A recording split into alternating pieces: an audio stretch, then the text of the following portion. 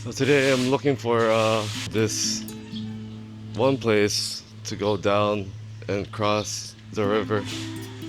The tabing ilog. Is it this? I saw someone go down here. Okay, we'll just ask her out.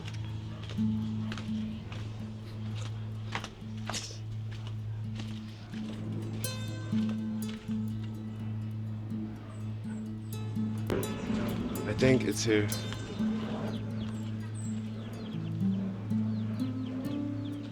Nandito si Pancho?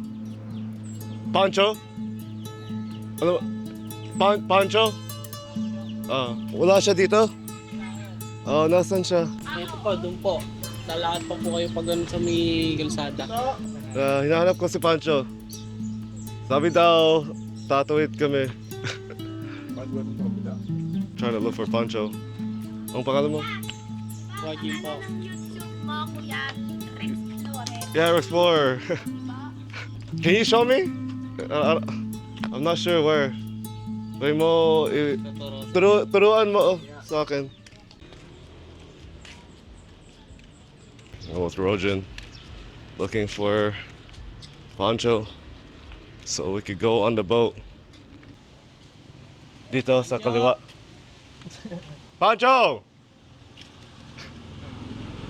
Baka wala. Pancho! Oh there, Pancho. Ayan na po, ayan na po. Do you wanna go sa bangka? Yeah. Tapos lang kumain. Tatawid tayo. Yung bangka. May ng mga bangka. Sila? Okay, Rojan.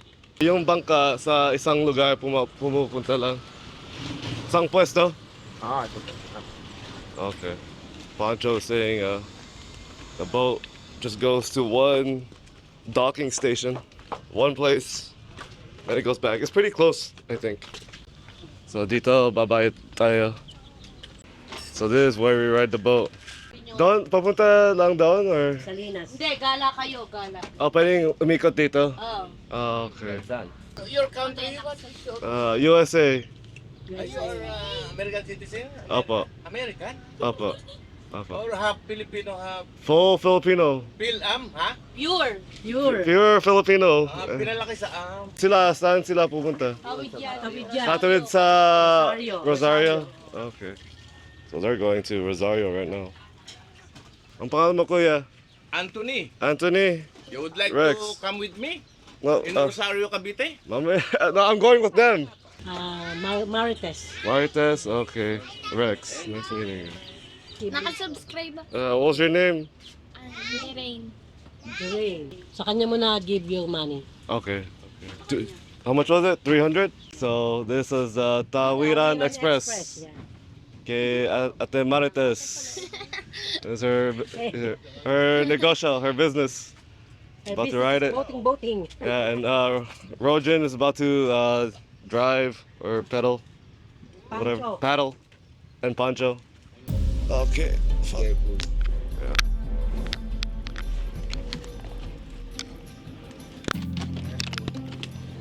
Got it. Saan ako? Dito? Special. Special? VIP?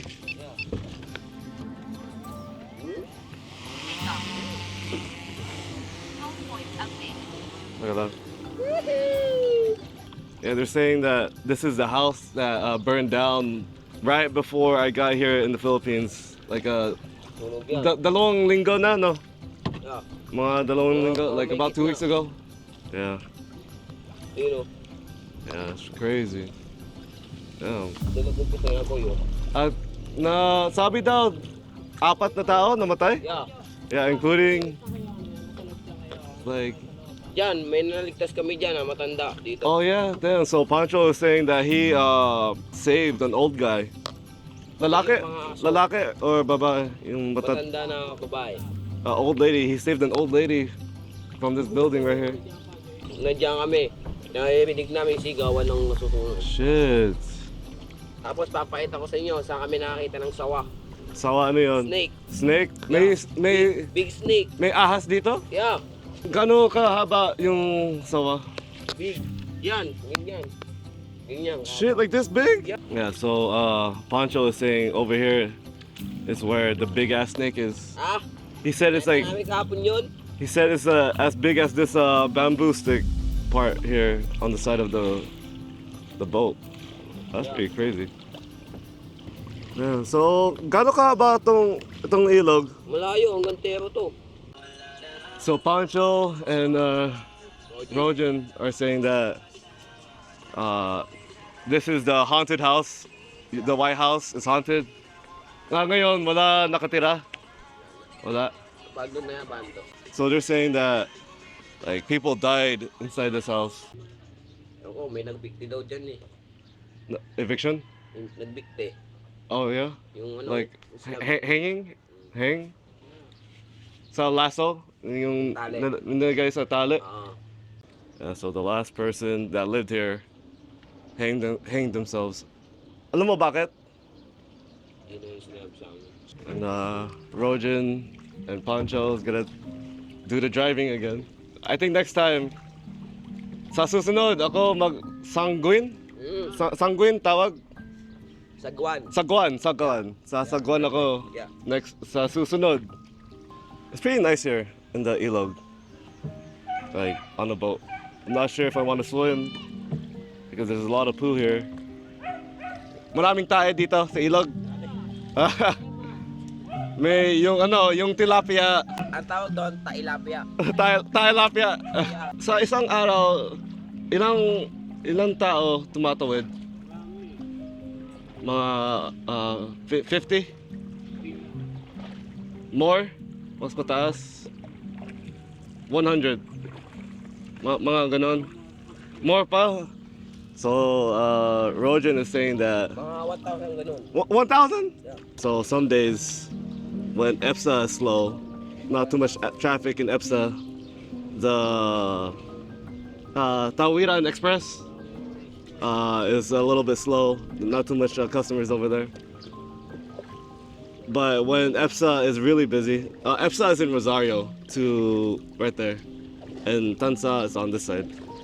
And they're saying when EPSA is not too much traffic, the Tawiran Express, where Rojan family lives, their business, it's not too much customers also. But like on a busy day, they say it's like 1,000 people that crosses from Rosario to Tanza and Tanza to Rosario. 6 to 10 yun eh, yung gabi. Yung Sa umaga hanggang 10. Okay, so they're open from 6 a.m. all the way until night at 10 p.m. 17 hours they're open, I think. 16 hours?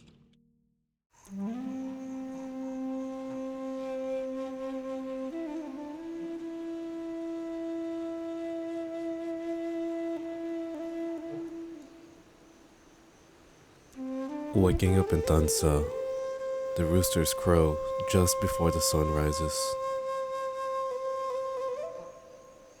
I step out, greeted by the fresh smell of morning dew on banana leaves.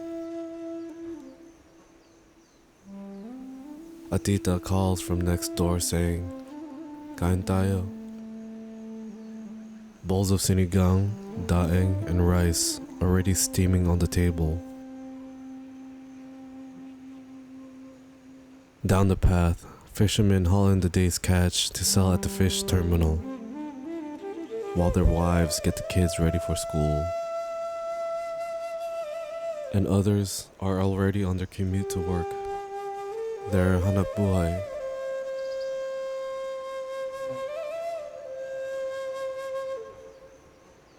Later, a slow boat ride down the river, the paddles dipping calmly into the water, moving the boat slowly further down into adventure.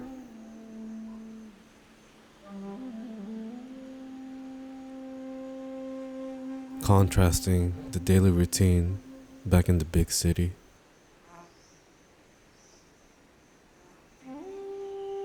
Here, life moves to the rhythm of gentle waves.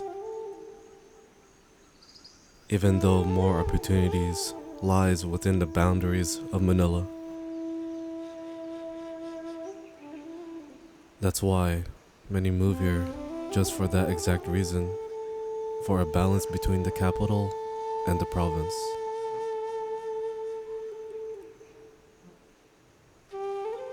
That's Tanza, nature and people, held in one timeless rhythm.